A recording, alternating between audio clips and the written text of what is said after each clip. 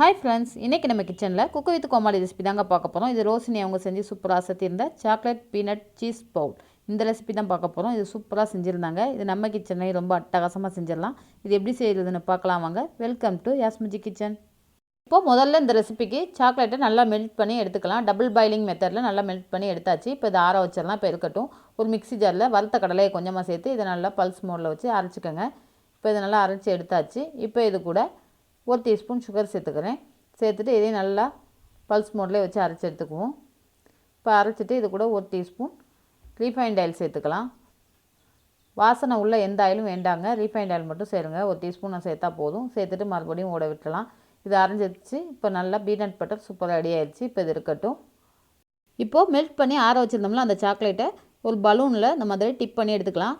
நல்லா double coating கொடுத்துருங்க. Coating கொடுத்து நல்லா கனமாகவே இந்த மாதிரி டிப் பண்ணி எடுத்துகிட்டு ஒரு ஸ்பூனை வச்சு சமப்படுத்தி விட்டுருங்க.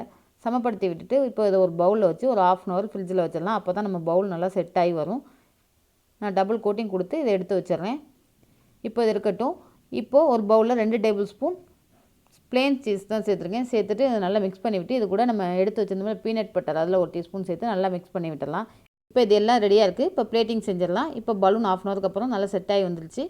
இப்போ ஒரு சிசர் வச்சு இதை கட் பண்ணி விட்டுறேன். கட் பண்ணி விட்டு இந்த உள்ள பலூனை மட்டும் தனியாக நீக்கிட்டு பவுல் எடுத்துடலாம். எடுத்துகிட்டு இப்போ பிளேட்டில் வச்சுட்டு இது மேலே நம்ம பீனட் பட்டரை சேர்த்துடலாம். சேர்த்துட்டு மேலே சீஸ் நம்ம பீட் பண்ணி வச்சுருந்தோம்ல அதையும் இது கூட சேர்த்துடலாம்.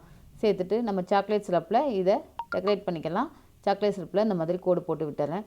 விட்டுட்டு நம்ம 3 செர்ரி எடுத்து இது மேலே வச்சிடலாம். ரொம்ப சூப்பராகவே வந்திருக்கு. பவுலும் ரொம்ப அழகாக வந்திருக்கு பாருங்கள். இப்போ 3 பக்கமும் வச்சுட்டு கொஞ்சம் நட்ஸ் இது மேலே தூவி விட்டுடலாம். அவ்வளோதாங்க. ரொம்ப அட்டகாசமான டேஸ்ட்டில் ரொம்ப சூப்பராக நம்ம சாக்லேட் பீனட் சீஸ் பவுல் சூப்பராக ரெடி ஆயிடுச்சு. இதே போல் நீங்களும் ட்ரை பண்ணி பார்த்துட்டு எப்படி இருந்துச்சுன்னு மறக்காமல் எனக்கு கமெண்ட்ஸில் சொல்லுங்கள். இந்த ரெசிபி உங்களுக்கு பிடிச்சிருந்துச்சுன்னா மறக்காமல் லைக்கை தட்டி விட்டுருங்க. அப்படியே நம்ம சேனலுக்கும் சப்ஸ்கிரைப் பண்ணிடுங்க. இதே போல் குக் வித் கோமாளி ரெசிபிஸ் எல்லாம் நம்ம சேனலில் அப்லோட் பண்ணியிருக்கோம். மறக்காமல் பார்த்துருங்க. மீண்டும் ஒரு நல்ல ரெசிபியோட அடுத்த வீடியோவில் உங்களை சந்திக்கிறேன். நன்றி.